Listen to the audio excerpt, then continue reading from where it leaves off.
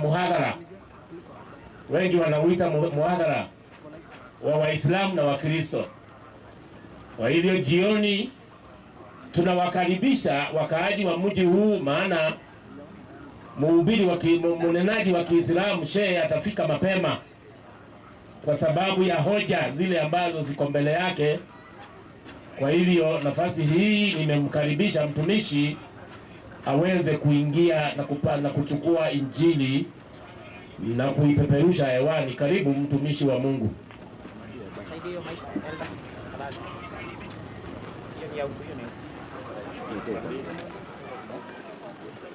Ni wangapi wanaomkaribisha?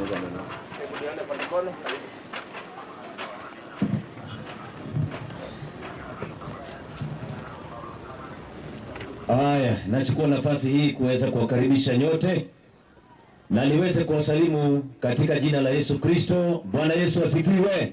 Amina. Amina. Wale wameketi kule, Bwana Yesu asifiwe. Amina. Mungu awabariki sana kwa kutii. Kwa kawaida watu ni waoga, lakini ninajua mmefika kwenye ibada.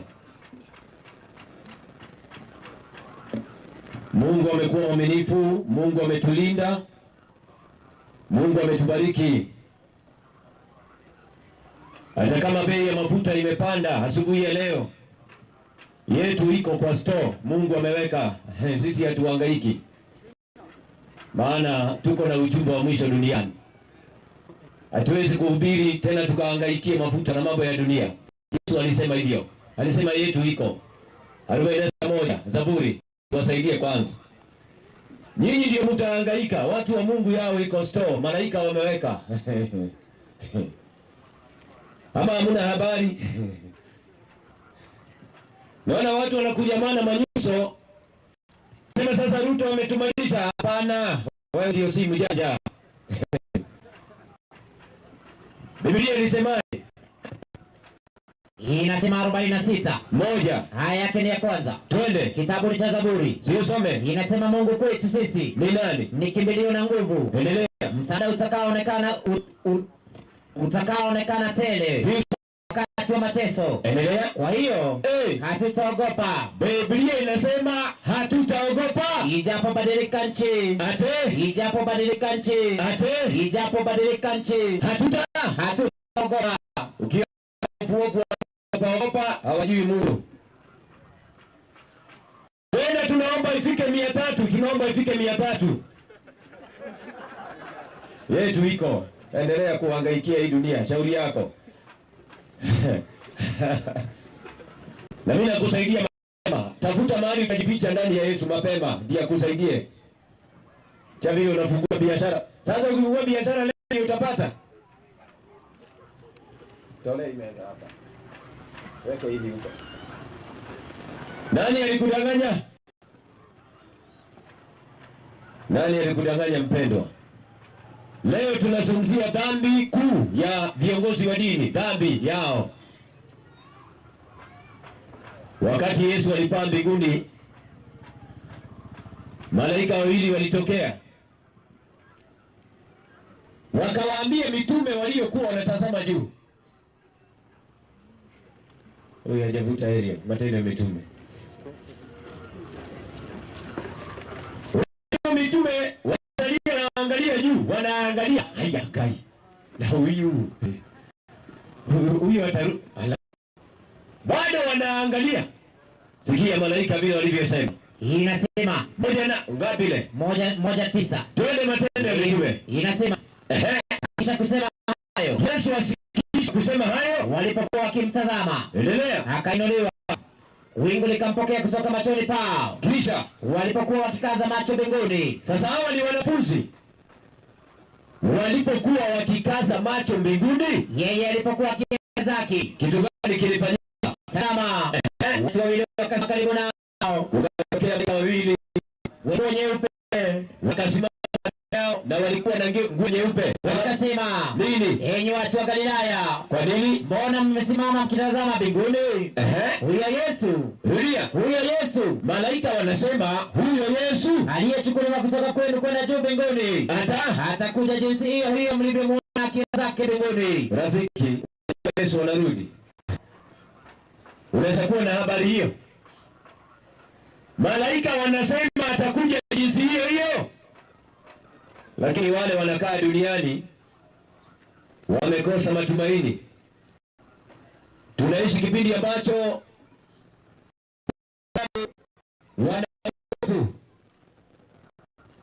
tunaishi kipindi ambacho Yesu alisema watu wataishi kwa hofu.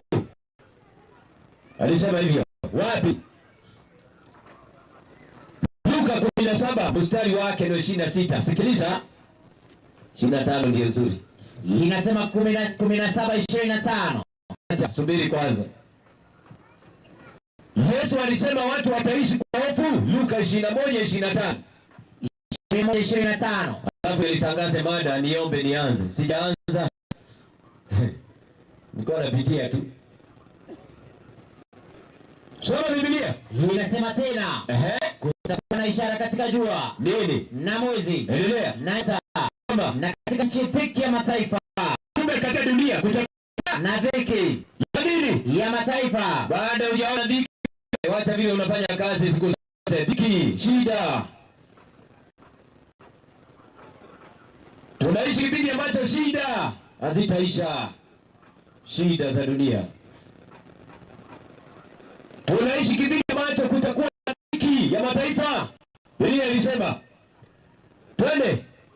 Hii neno kusema na katika nchi nini? Dhiki ya mataifa wakishangaa kwa uvumi wa bahari. Endelea. Na msukosuko wake. Alafu watu wakivunjika mioyo kwa hofu. Biblia ikasema watu watavunjika mioyo kwa hofu na kwa kutazamia mambo yatakayopata ulimwengu. Hauna habari nini inakuja kupata dunia? Hauna habari.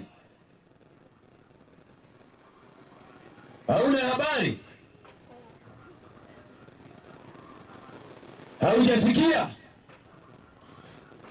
Haujasikia mambo yanayokuja kuipata dunia?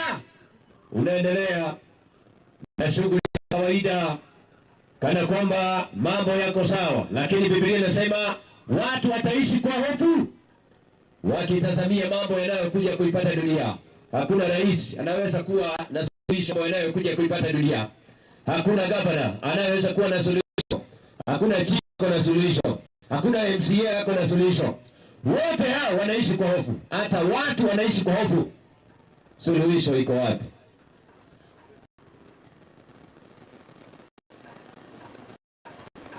Musa vile wingu likamchukua.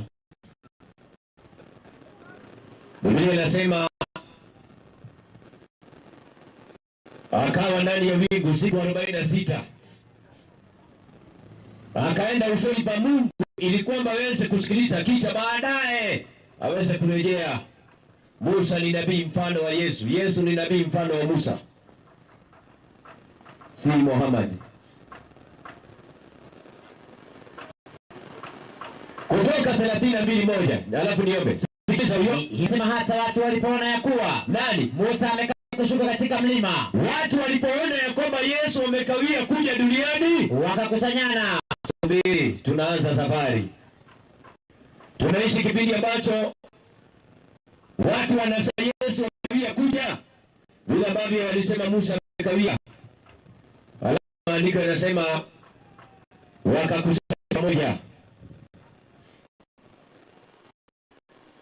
Leo tunazungumzia dhambi ya viongozi wa dini na wanadamu wanao dhambi yao. Dhambi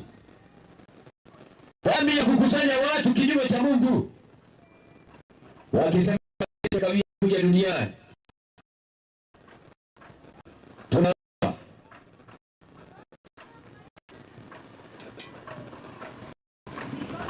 Tunakushukuru Baba wa mbinguni, jina lako litukuzwe. Umetujalia neema sabato ya leo tufundishe neno lako kulingana na mapenzi yako. Tunaomba kila mmoja anayesikiliza aweze kufaidika. Kubali kututumia kama vyombo mikononi mwako kwa ajili ya utukufu wa jina lako. Wanaofuatilia kwenye mitandao katika nchi mbalimbali pia waweze kufaidika. Tunaomba mapenzi yako yatimizwe katika ujumbe wa jioni ya leo. Kupitia jina la Yesu tumeomba na kuamini. Amina. Amina. Rudi Kutoka 32. Unajua Musa aliitwa na Mungu. Na maandiko yanasema hivi katika Kutoka, kwanza mwalimu wangu. Naam. Kutoka. Naam. 24. Naam. Mstari wake. Naam. Ni wa 15. Inasema Musa akapanda mlimani. Alafu lile wingu likafunikiza mlima. Kisha na huo utukufu wa Bwana ukakaa juu ya mlima Sinai. Huyo ni Musa. Lile wingu likafunikiza siku 6. Unaona? Hata Yesu alipanda mlimani. Wingu likamchukua, malaika wakampandisha. Sasa watu wanao dunia wako na matatizo. Tunaishi kipindi ambacho watu wanasema Yesu amekawia kuja. Petro alika akasema watu watakuja na dhihaka zao. Watu watainuka na kejeli. Sikiza maandiko. Inasema katika Petro wa pili sura yake ni ya 3. Hawa ni mitume walitangulia kuandika. Walitangulia kuweka katika Biblia kuhusiana na nyakati za mwisho. Vile ambavyo wanadamu wataishi kwa dhihaka, wakikejeli mambo ya Mungu na kurudi kwa Yesu mara ya pili. Biblia inasema Petro wa pili 3 aya yake ni ya 3. Inasemaje? Inasema mkijua kwanza neno hili ya kwamba katika siku za mwisho ndio watakuja na dhihaka zao. Nani? Watu wenye kudhihaki, ndio wafuatao tamaa zao wenyewe. Endelea. Na kusema, watu watainuka duniani na wataanza kusema, iko wapi ahadi ile ya kuja kwake? Unaona, hayo ndio matatizo yatakayoikumba dunia. Watu wataanza kuulizana, iko wapi ahadi ya kuja kwake? Kwa maana tangu hapo baba zetu walipolala, nini? Vitu vyote vinakaa hali hiyo hiyo. Nikasikia wengine wakisema hii dunia haiwezi kuisha. Mtu akifa dunia yake ndiyo imeisha, wengine wataendelea. Wanaitwa watu wenye dhihaka. Kuna watu wanasema Yesu hawezi kurudi. Wafalme wa dunia pia wanakusanyika leo. Jua imetoa watu. Laana Mungu iko duniani, climate change, shida, uchumi. Manabii waliandika zamani wakasema kipindi cha mwisho hakuna mtu atakuwa anakula na anashiba. Hagai 1:6. Unajua watu wamewatia wakuu. Watu wametegemea viongozi wa dini, viongozi wa kisiasa kana kwamba wako na suluhisho ya dunia hii. Maandiko imekataa. Sikiliza wewe. Sikiliza kitabu cha Hagai. Hawa ni manabii waliotangulia. Wanasemaje kuhusiana na hali ya dunia ambayo sasa tumeingia nchini Kenya? Sisi ndio wa kwanza kuona. Kuna watu wameamkia leo watapigwa na butwa. Ala, maisha imetufikisha wapi? Na hakuna yeyote anaweza kurejesha hali ya usalama na hali ya uchumi mahali ilikuwa. Hamna. Manabii walisemaje? Hagai 1:6. Biblia inasema 1:6 Hagai. Twende. Mmepanda mbegu nyingi lakini mkavuna kidogo. Matatizo ambayo imeingia duniani. Mnakula, watu wanakula lakini hamshibi. Unaona familia iko na watu 5, watoto ni 4, baba ni 1, mama alitoweka. Familia iko na watu 7, watoto 5, baba na mama. Watu ni kuhangaika, watu wanakula lakini hawashibi. Endelea. Mnakunywa lakini hamkujazwa kuna vinywaji. Sikia. Mnajivika nguo lakini hapana onaye moto. Hiyo ndio hali ya dunia. Teremka. Na yeye apataye mshahara, hata wale wameajiriwa wanapata mishahara. Na yeye apataye mshahara, Malisa, apata mshahara ili kutia katika mfuko uliotoboka. Imeenda. Mkopa imechukua Tala branch, Fuliza, KCB, M-Pesa, M-Shwari, mifuko imetoboka.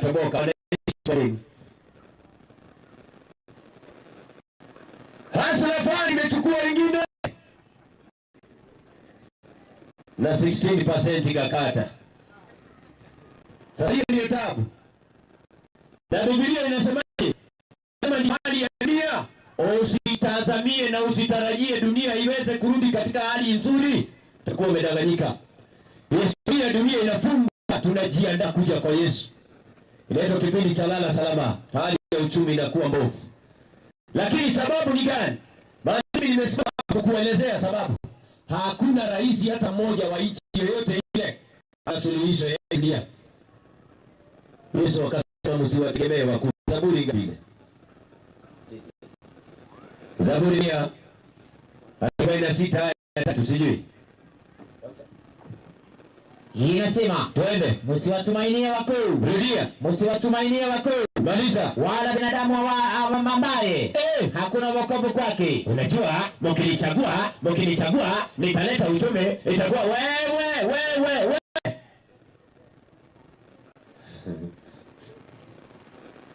Wewe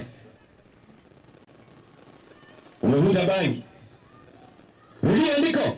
Inasema msiwatumainie wakuu. Biblia ikatangulia kusema msiwatumainie wakuu. Twende. Wala binadamu ambaye hakuna wokovu kwake. Subiri, tutumainie nani? Yeremia 17:9. Alafu ndio tuingie kwenye somo la Kutoka 32. Musa amekawia mlimani.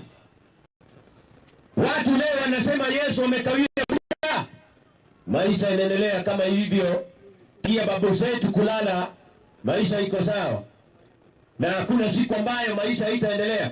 Watu wako na hiyo. Sikiliza, Biblia inasemaje? Twende. 15 Yeremia. Sikia. Bwana asema hivi.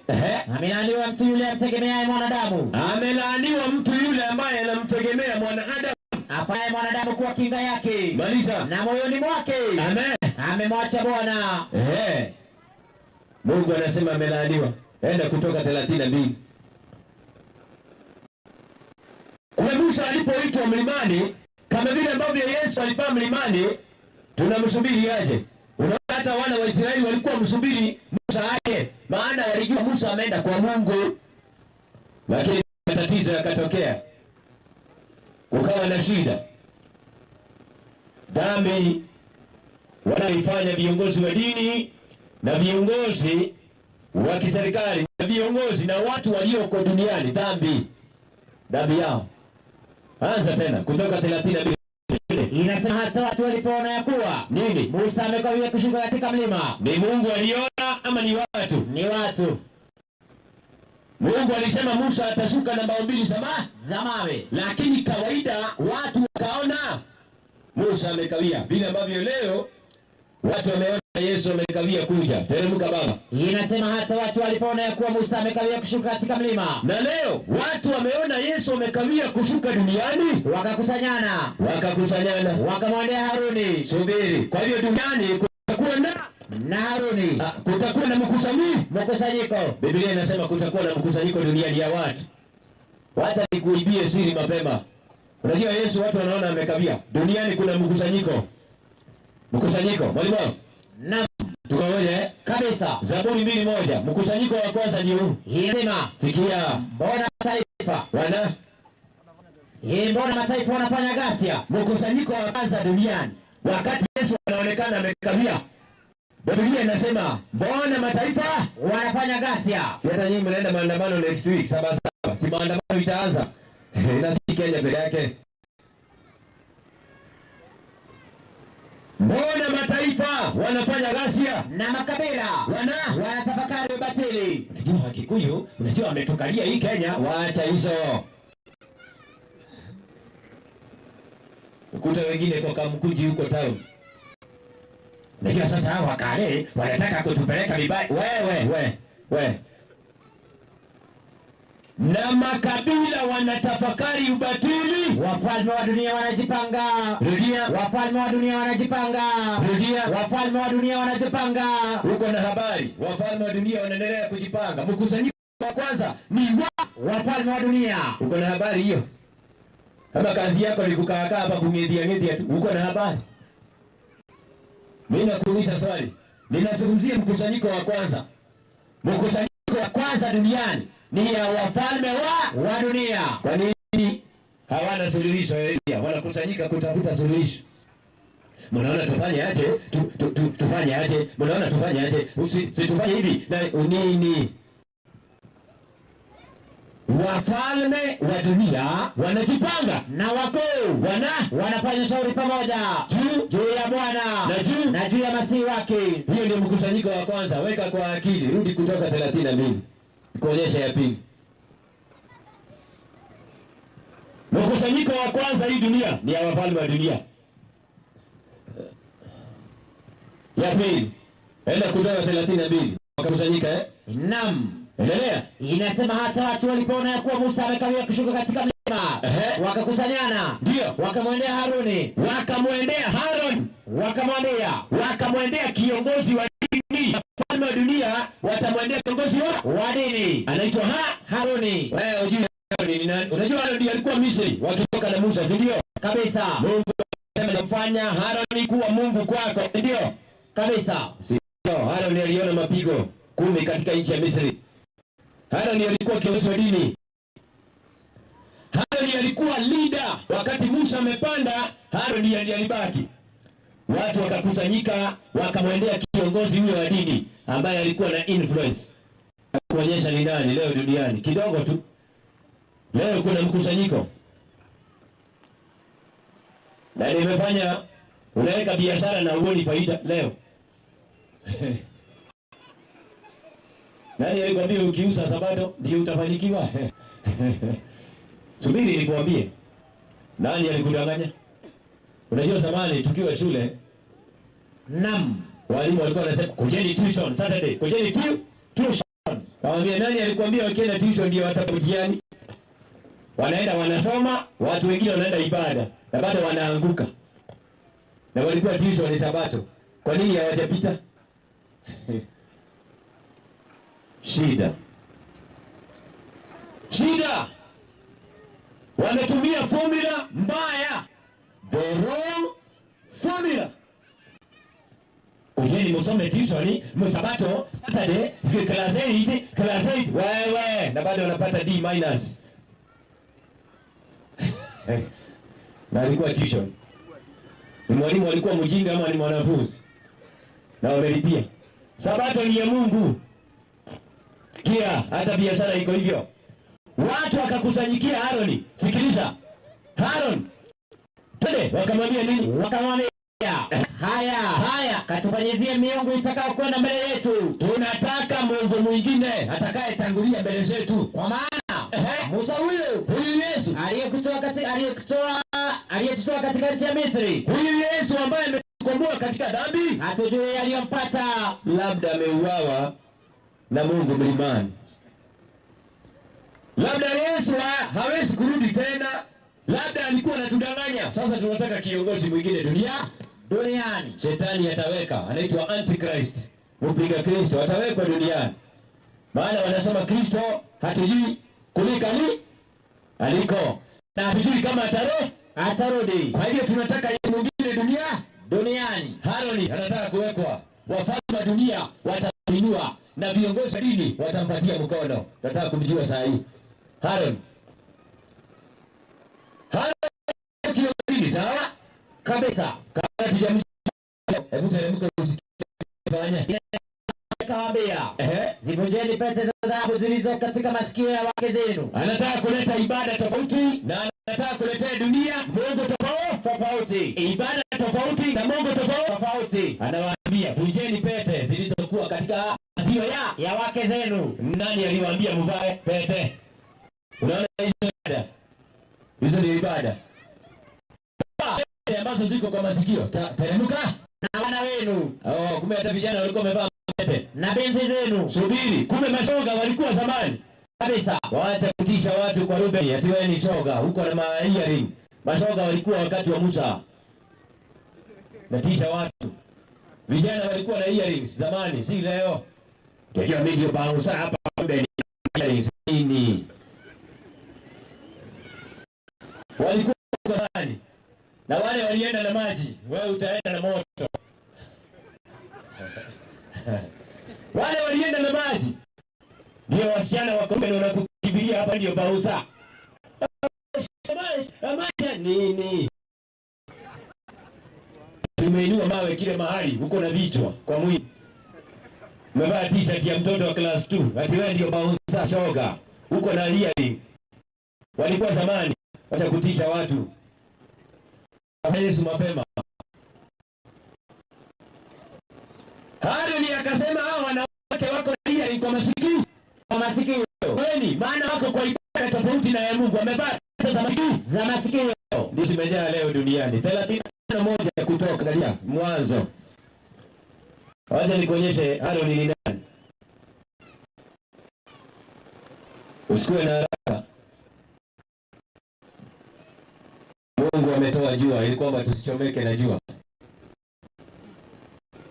Simama usikie mzee, utapotea. Tulie kwa kitu. Soma usikie. 33 3 Mwanzo. Inasema tuondoke. Tupande kwenda Betheli. Nami nitamfanyia Mungu huko. Kumbe wanaenda kwa ibada ya Mungu. Inasema 4. Nao wakampa Yakobo miungu migeni yote iliyokuwa mikononi mwao. Wakampatia Yakobo miungu migeni iliyokuwepo mikononi mwao na pete zilizokuwa masikioni mwao. Kumbe walikuwa wamevaa miungu migeni, pete za masikio. Hata leo zimeokoka, ziko makanisani. Hata leo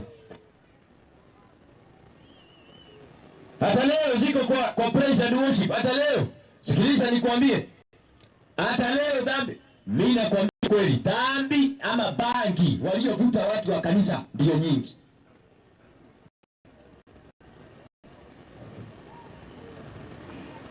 Tena hawaonagi dhambi zao, wanaona dhambi za watu wa nje. Unaona wameweka mikutano, wanashambulia walevi. Wacha pombe, wacha sigara, uokolewe. Na hiyo sigara wewe ulivuta? Zile mumevuta, mumewacha. Wamevuta sigara gani? Watu wa kanisa. Unaona? Mekamata hiyo kabisa. Anaambia toeni hizo pete ambazo ziko masikio yenu. Masikio yenu. Kiingia kanisa yote wanawake wamevaa pete za masikio, anza kuondoka mapema. Hiyo si kanisa ya Mungu. Mungu apatikanaje hapo? Na mimi nakuambia ukweli. Si usome Hosea 2:13. Hosea, soma usikie. Hosea. Haraka turudi kwa Haroni. Tutambue Haroni ni nani leo. Na usisahau tunakamata kila mahali.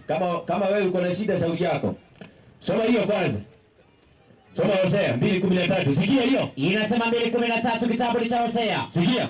Inasema nami nitamwadhibu kwa sababu ya siku za Mabaali. Nitamwadhibu Israeli maana kuna siku aliingia katika ibada inaitwa Baal worship. Aliyowafukizia uvumba. Tena walikuwa na kwenda na moshi. Hapo alipojipamba kwa pete masikioni mwake. Ati walikuwa na kwa masikio? Pete kwa masikio. Walipoenda ibada ya Baali. Kumbe sio ibada ya Mungu. Ni ibada ya Baali. Wako na pete kwa masikio. Unaona matatizo ya dunia? Unaona matatizo ya dunia? Unaona? Sasa anda kutoka 32. Waacha hivyo. Wengine wako na pete za masikio, wengine wamesuka manywele, wengine wamevaa paka wanja, aya. Makanisa ya leo. Nani ndiye kiongozi? Anaitwa Aaron. Aaron ndakuja kuonyesha ni nani. Leo wamepaka wanja, wamesuka mpaka nywele. Leo manywele zimeokoka makanisani. Leo mzee sikia, dhambi ya watu wa kanisa ndio nyingi.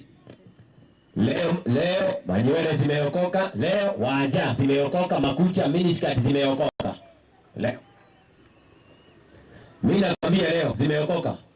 Hata longi za wanawake zimeokoka, ndio zinaiba Mungu, zaidi Mungu. Mimi nakwambia ukweli.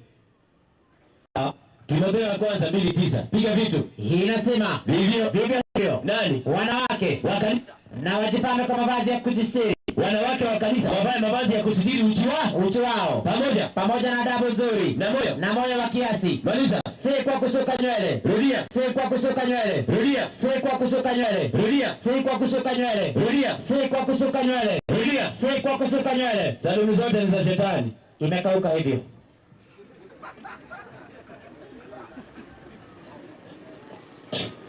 Mimi nakwambia dhambi ya watu wa kanisa ndio nyingi.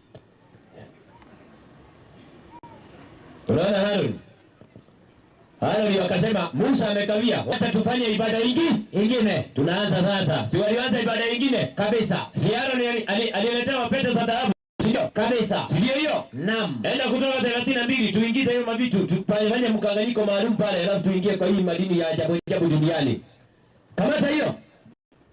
Kabisa, inasema watu wote wakajivunja pete za dhahabu zilizokuwa katika masikio yao. Alafu wakamletea Haruni, wakamletea kiongozi wa dini ambaye amekusanyikiwa na dunia yote, akaipokea mikononi mwao, kisha akaitengeneza kwa patasi, alafu akaifanya iwe sanamu ya ndama kwa kuiyeyusha. Unaona? Na wakasema subiri. Kwa hiyo Haruni akatengeneza ibada ya sanamu ya ndama. Si Musa yako huko? Kabisa. Na Mungu wako na Musa? Kabisa. Duniani wameweka ibada ya ndama. Huyo ni kiongozi wa dini, nitakueleza hii ndani. Twende. Na wakasema hii ndiyo miungu yako Israeli iliyokutoa katika nchi ya Misri. Unaona vile wanafanya? Wameweka ibada tofauti na ya Mungu. Haruni ndiye alikuwa Misri akitoa wana wa Israeli pamoja na Musa, si ndio? Kabisa. Sasa ameshawishika duniani, watu wamekamatana, wameweka ibada tofauti. Sikia hiyo ibada, twende. Naye Haruni alipoona jambo hili, akajenga madhabahu mbele yake. Haruni akatangaza akisema, kesho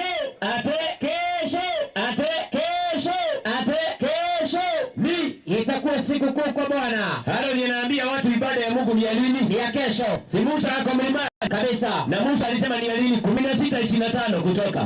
Tunaangalia watu wawili.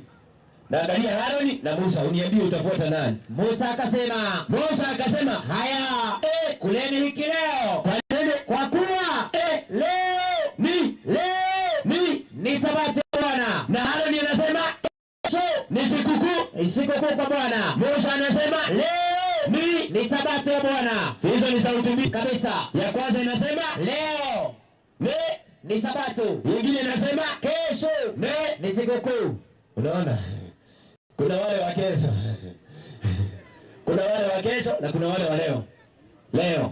Leo ni sabato, ikiisha kesho. Na wa kwanza kutangaza ni Haruni. Na si kwamba Haruni hajui sabato, usidhania hawajui. Wewe. Mtu asikudanganye Haruni hajui, leo hajui. Nini kingefanyika kama Haruni angesema leo ni sikukuu na ameweka ndama? Nini ingefanyika?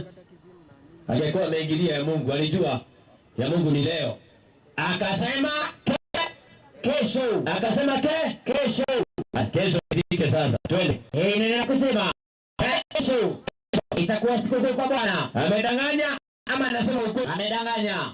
Wakaondoka asubuhi na mapema. Unaona? Kesho baada ya sabato watu wanaamkia ibada mapema. Nani aliwatuma huko? Twende usikie. Wakatoa dhabihu, kisha wakaleta sadaka sana. Alafu watu waketi kula na kunywa. Alafu wakaondoka wacheze.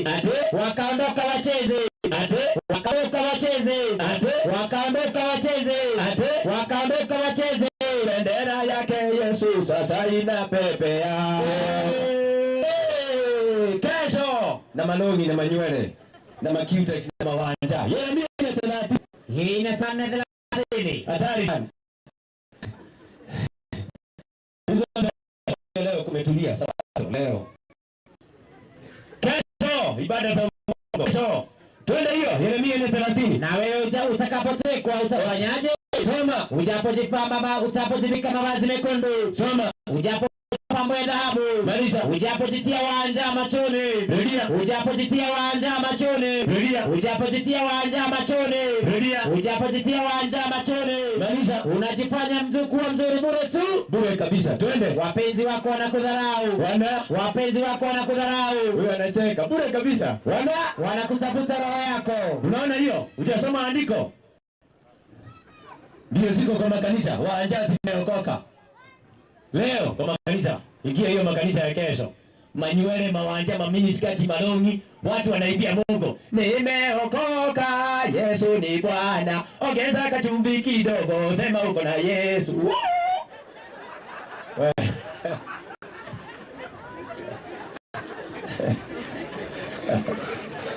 Wewe, baada za uongo. Petro wa kwanza 3:3. Inasema kujipamba kwenu. Kujipamba kwenu wanawake wa kanisa. Maanisha yani nini? Kusuka nywele. Rudia. Yani nini? Kusuka nywele. Rudia. Yani nini? Kusuka nywele. Rudia. Yani nini? Kusuka nywele. Rudia. Yani nini? Kusuka nywele. Saluni zote za shetani ni kama mtu anavuta bangi anauza. Mnafaa kufungwa kulingana na Biblia.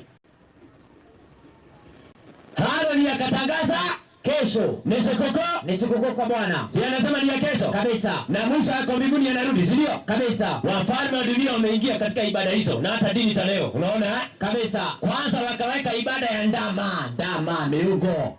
Haroni aliondoa watu katika njia. Malaki 2 mstari wake ni wa 7. Sikiliza sasa. Unaona kitambo Yesu ashuke hii dunia, hakuna dhehebu iko na ukweli hata moja.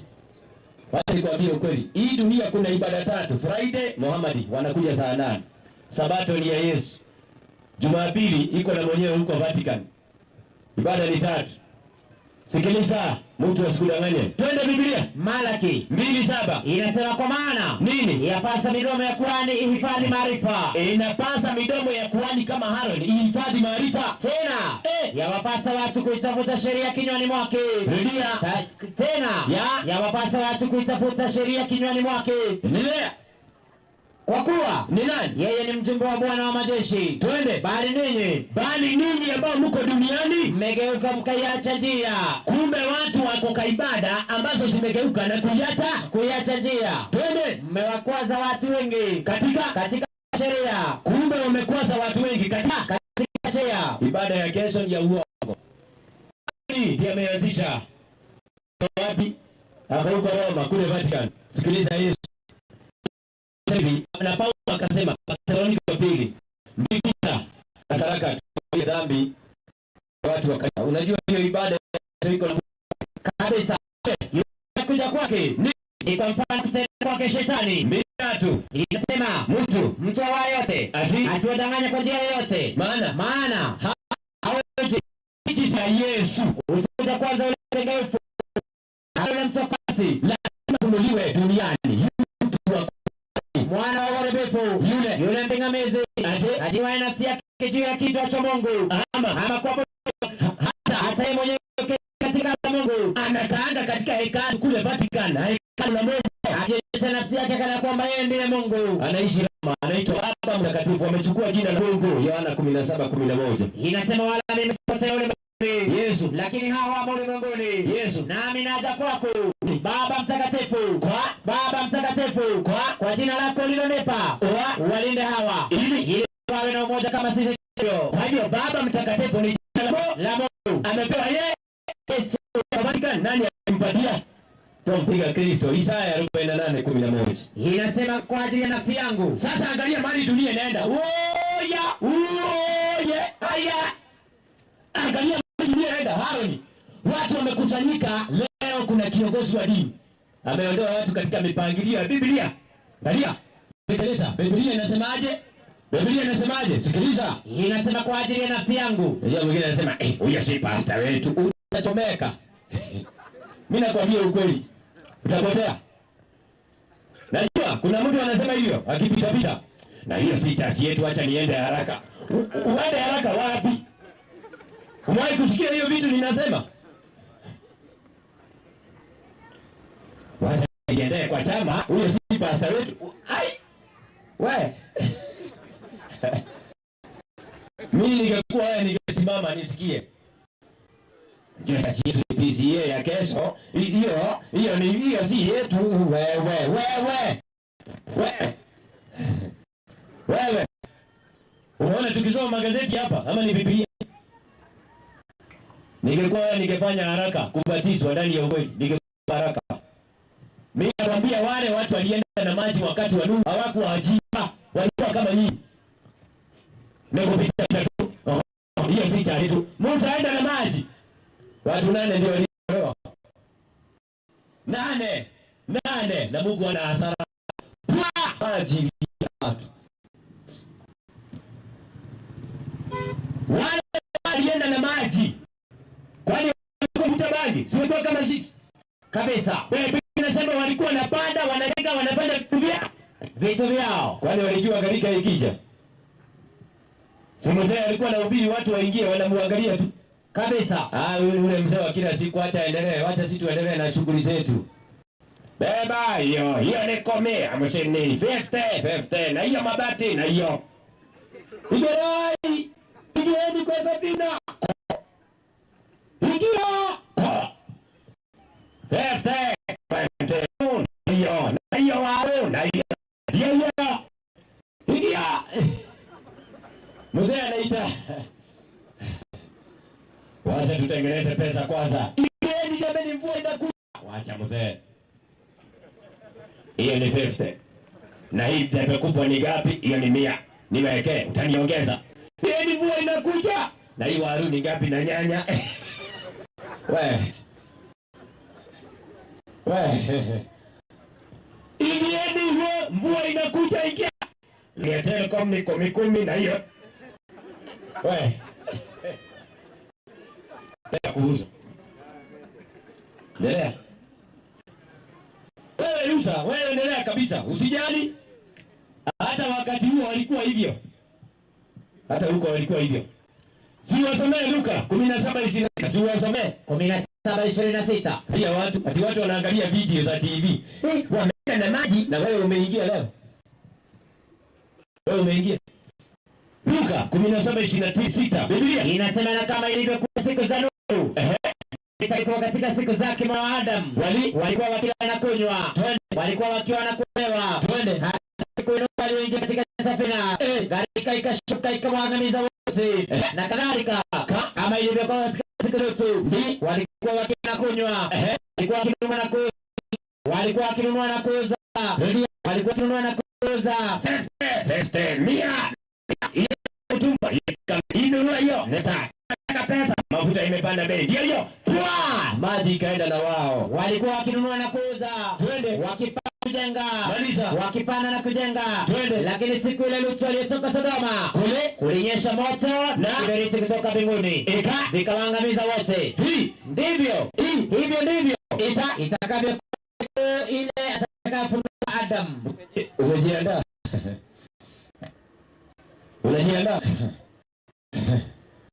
Unajiandaa?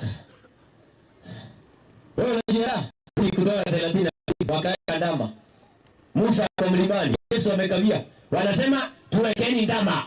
Tunataka ibada tofauti. Sikia vile Mungu alisema. Tena sikiliza, serikali ya Roma ni janja. Ni janja, sikia. Unajua ulipokuwa unatoka Misri mwalimu wangu? Naam. Shetani alikuwa ameleta suggestion mara mbili walipokuwa wanatoka. Na unajua Musa ndiye Aaron ndiye amenunua hiyo suggestion. Aaron walipokuwa wanatoka Misri. Sikia. Shetani sikia wewe. Sikia. Kutoka nani? 25. Sikia vile shetani alikuwa amesema. Inasema, na unaona Aaron anaenda kutimiza unabii, anaweka ibada ya ndama ya kesho, si ya leo. Watu wengi wanajipiga vifua. Unajua uko wengi. Mungu wengi. Ati unasema Mungu wengi. Wewe. Mungu wengi. Na kuuliza, unasema Mungu wengi kesho. Ingia safina watu 8, watu wengi walienda na maji. Usiange wingi wa watu. Waje nikushtue sai. Shetani atakuwa wewe kama mchanga wa bahari. Nitakuza zote. Mungu wako watu wachache. Inasema 8:25 kutoka. Farao akawaita Musa na Haruni akawaambia. Farao akaita Musa na Haruni akawaambia, enendeni wapi? Mkamtolee Mungu wenu dhabihu ndani ya nchi hii. Ate wakafanya ibada yao wakiwa nchi gani? Nchi ya Misri. Na Mungu alisema waende Sabato wapi? Jangwani. Lakini shetani anasema wafanye ibada wapi? Misri. Chindwe. Hiyo ndio kikundi ya kwanza. Wanafanya ibada wapi? Misri. Hiyo ibada ya kesho wako Misri. Wako Misri na mamiskati na wanakatika. Watu wanaibia Yesu na manywele. Sunday. Ndio hiyo. Kesho wanacheza wafanye ibada mahali shetani anaweza kuwaona. Akifungua teni anawaona. Sasa ni ya Yesu. Chezea ruka kidogo. Yaani sasa uko hapa. Yaenda.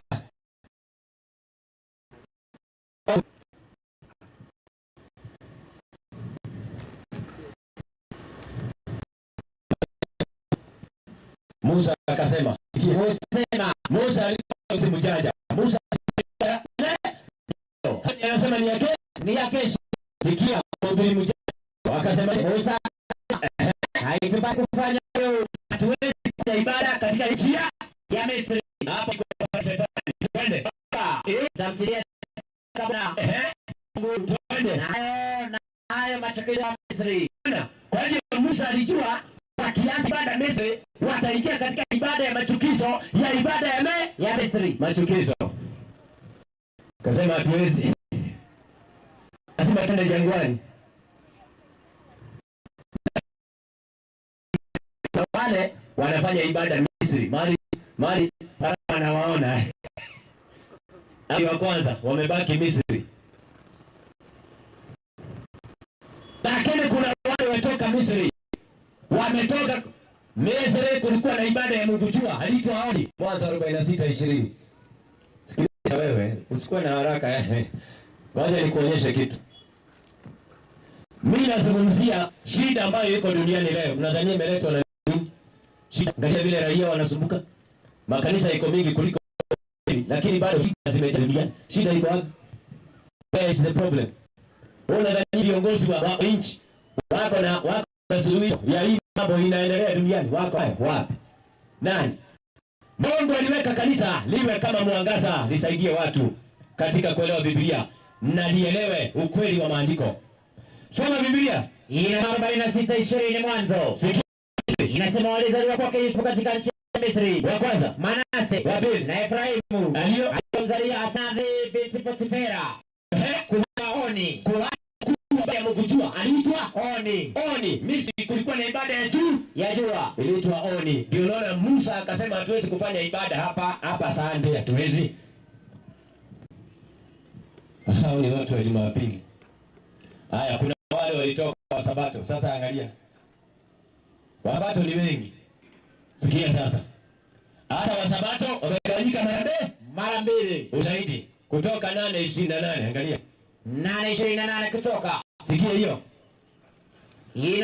Inasemaje? Farao akasema, Shetani Farao akasema, mimi nitawapa ruhusa mwende. Nitawapatia ruhusa mwende. Hiyo Sabato. Kuna wale wamebaki sana na kuna wale wamepatiwa wameenda. Sikia.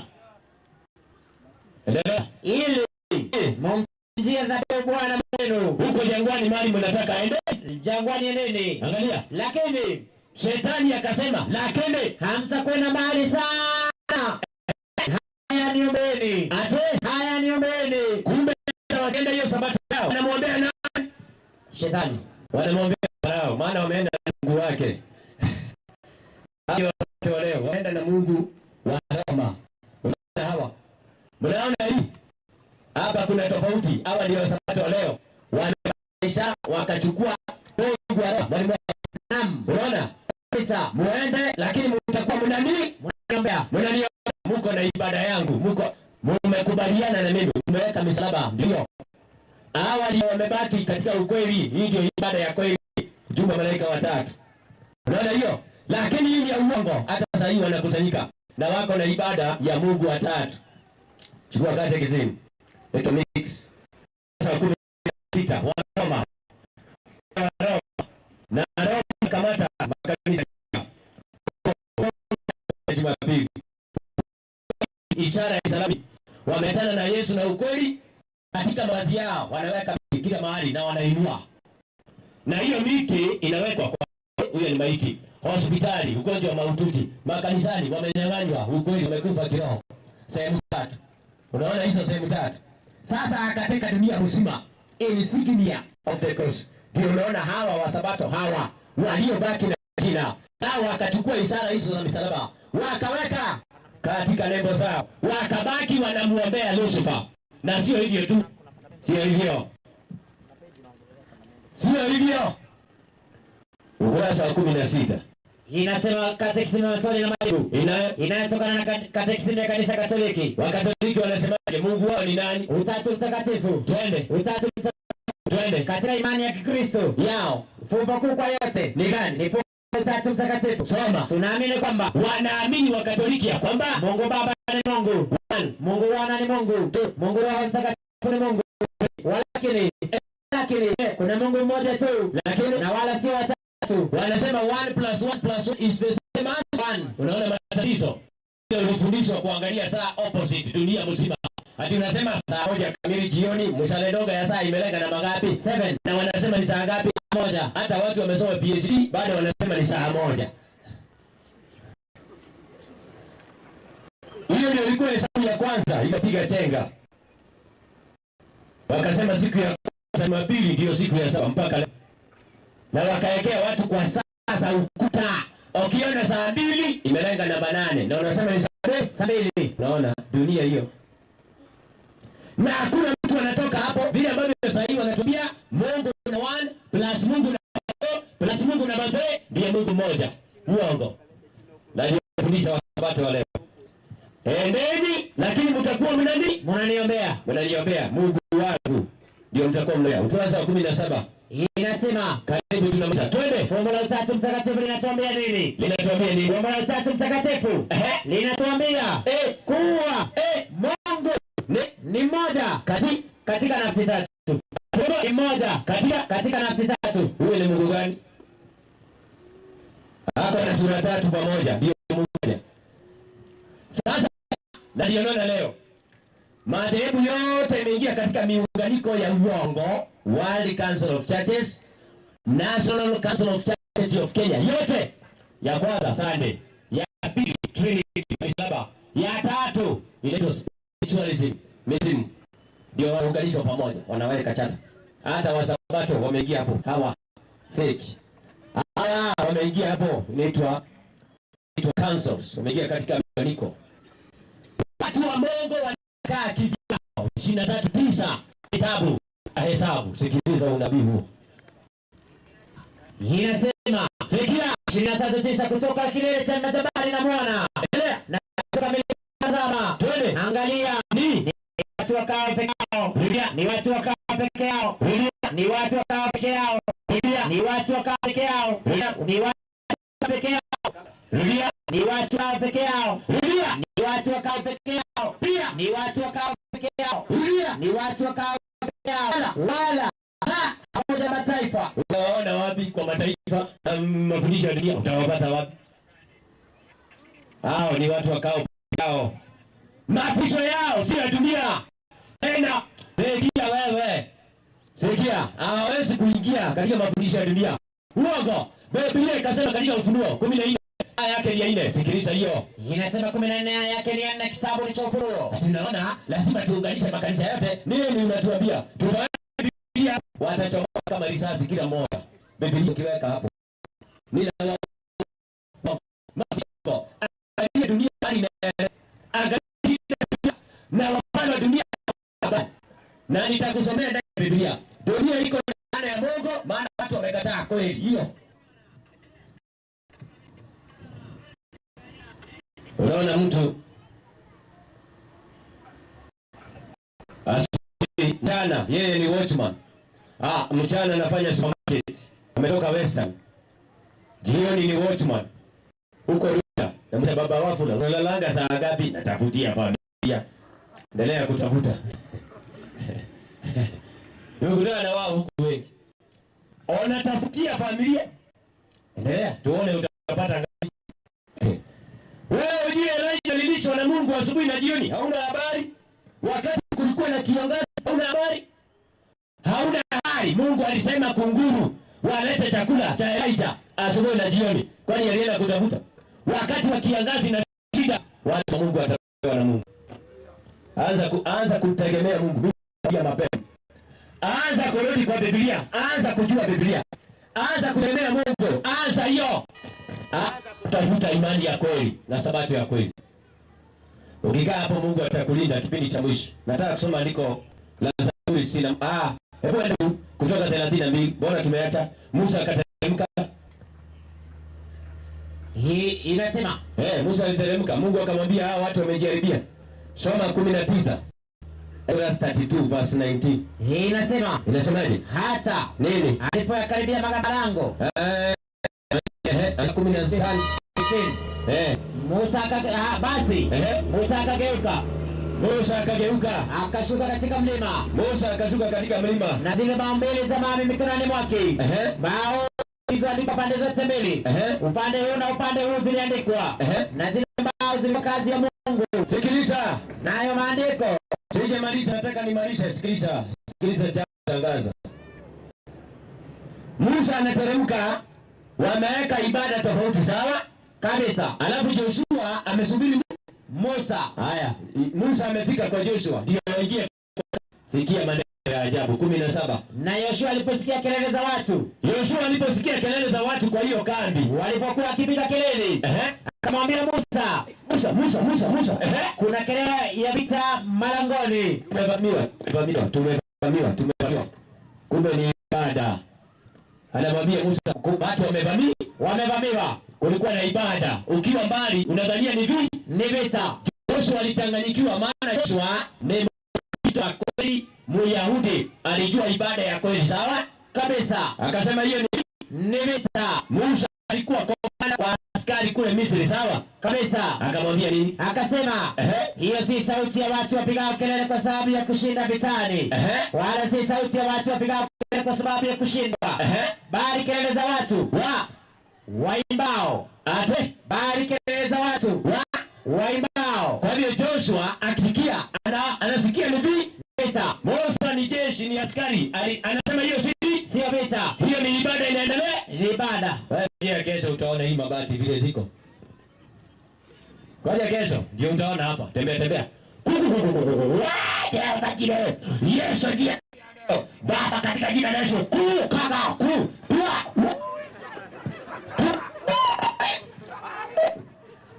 Mabati. Ukipita hapo unashangaa ni vita ama ni ibada. Kesho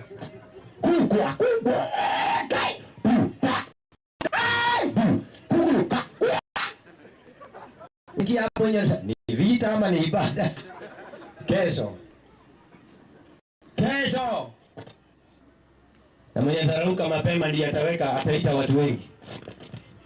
Mwenye atarauka mapema kuweka mabox speaker. Kwa jina la Yesu. Ukitanguliwa shauri yako. Kesho. Mwenye anatangulia ndio watu wanajaa. In the name of Jesus, na wengine wanaamka hata jogoo hajawika, wameanza kelele. Na ujue watu wanalala. Ndio wamelala. Ukiwa na bahati mbaya kuishi kwa hiyo plot, na hapo kwingine ni kanisa, shida. Kesho jipange vile utaamka mapema. Kesho nataka nimalize. Kesho saa 9 wameanza.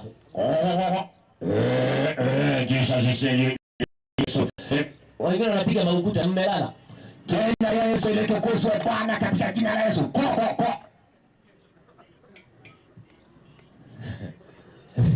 Wengine wamelala.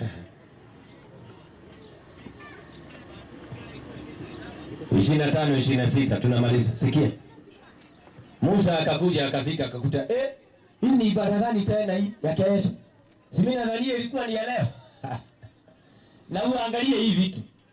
Sikiliza vizuri. Kutoka 32. Soma 25, 26 tunamaliza. Inasema basi Musa alipoona ya kuwa watu hao wameasi. Alipoona watu wameasi, maana Haruni amewaacha waasi. Unaona? Viongozi wa dini wameacha watu wakaasi. Twende ili wawe bila katika kati ya adui zao. Endelea. Ndipo Musa akasimama katika mlango wa malango. Wacha nikuambie kitu wewe. Utakumbuka haya mahubiri haya mpaka kiyama. Mimi nakwambia ukweli, Musa akasimama katika mlango wa malango.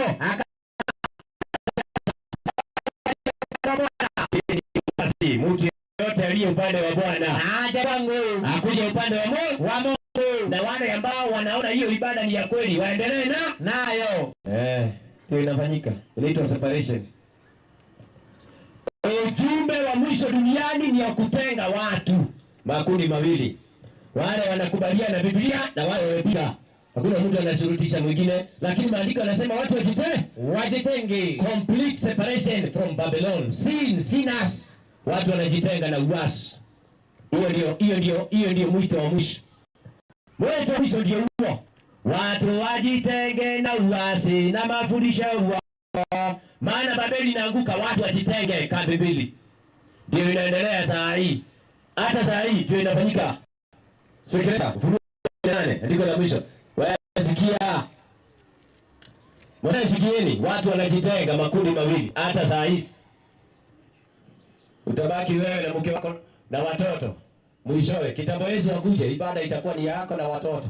Maana hiyo yote watu watakuwa wameasi. Mimi nakwambia ukweli. Kwa hivyo anza kukuza imani saa hii. Nakwambia ukweli. Anza kukuza imani mapema. Anza mapema. Nakwambia ukweli. Nakwambia ukweli. Anza kukuza imani mapema ya Biblia. Twende. Kisha nikasikia sauti nyingine kutoka ikisemaje? Tokeni kwake enyi watu wangu, msishiriki dhambi zake, wala mpokee mapigo yake. Kwa nini? Kwa maana dhambi zake zimefika hata mbinguni, na Mungu amekumbuka dhambi yake. Dunia iko na laana, maana watu wamekataa ukweli. Mungu ameachilia dunia. Unadhania Mungu ana uwezo wa kurekebisha dunia? Ameiachilia, iko na laana. Watu wamepinga kweli, Mungu ameachilia dunia. Poa. Mungu katafute. Biblia inasema aketie juu ya mahali pasiri pa Bwana, atasema Bwana ndiye ngome yangu, ndiye kimbilio langu. Na Biblia inasema hatutahofu, hatutaogopa. Watu 1000 wanapoanguka upande wa kulia na wengine upande wa kushoto, hatutaogopa. Maana tumeingia chini ya mbawa zake. Tumejua kweli, ametuficha katika kweli. Ndio naona hapa mkuru kwa Ruben, hatujatoka bure. Sikia. Na sikia mtu ata kuna wale wako kama Tomaso. Na huyu ni Yesu kweli? Huyu ni Yesu. Ako mbali. Hiyo iko hivyo. Kuna wale wako kama Petro, wanaenda haraka. Yesu, hata wakienda wote niko na wewe. Tomaso wako nyuma. Na usichelewe mzee. Usichelewe kuingia kwa safina, usichelewe. Kama ulibatizwa ubatizo wa uongo, ibada za uongo za jua za Jumapili, anza kujipanga mapema. Mungu anaga kanisa upande wa Jumapili, ako na watu wake waliopotea huko. Hata sisi tulikuwa pale. Mungu anaga hata moja. Hizo zitwa vioski za Mungu amepotelea hapo. Na Mungu anawasikia maombi yao, maana hawajui ukweli mwingine. Lakini Mungu anasema atawaita. Mungu anaga kanisa ambazo zimeingia katika uasi. Hawa ni wasabato wa leo. Pate faida marching, kuacha mishumaa. Mnatisha watu na mishumaa. Kanisa la Mungu linaacha mishumaa za free masonic. Na kuingiza watu katika uasi na marching na mabendera. Nini mnaambia watu? Unaingia kanisa unadhania umeingia kwa chief. Hoya! Hala? Umekaa kwa kiti. Nini inafanyika tena? Unaona wengine wanapuliza mabendera kwa kanisa. Wanapandisha bendera. Hala? Kwa kanisa, ibada. Umeleta church and state pamoja. Mungu anaga ibada kama hizo. Mungu anaga makanisa, watu wanavaa vile wanataka. Mungu anaga kanisa, wanawake wanavaa longi, wanja, Q-tex, lipstick, miniskirt. Mungu anaga makanisa kama hiyo. Uongo hiyo. Uongo hiyo, uongo. Uongo wa shetani. Uongo. Hiyo ni uongo. Uongo wa shetani. Uongo.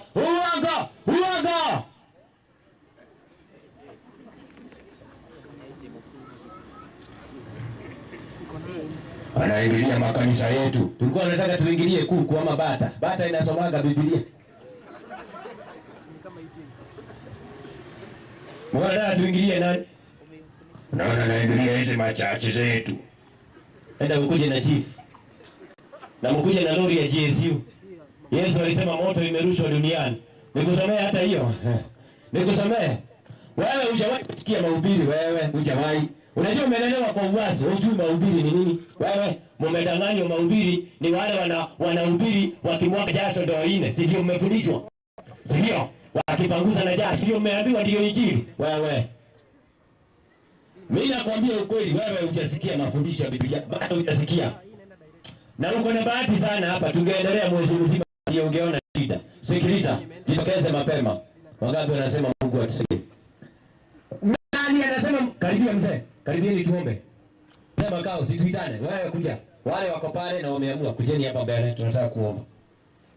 Kama uko hapa na wewe ni mgeni, ulikuja kwa ibada ya leo, kuja haraka. Yaani si mgeni tu. Umetoka makanisa ya Sunday. Ndio tunasema. Nito Babeli ya mwisho, toka. Haya, wote wageni wale wamejitokeza leo, njooni msimame hapa. Na kama na wengine chukua simu ya mama Wesi ndio achia. Haina bangi. Sawa. Kitambo ama sahihi. Sawa, haina shida. Kujeni. Haya, kuna wale wako huko. Hebu karibieni, karibia mzee. Tunataka kuomba. Simu karibie, mzee. Karibieni. Waacha uoga.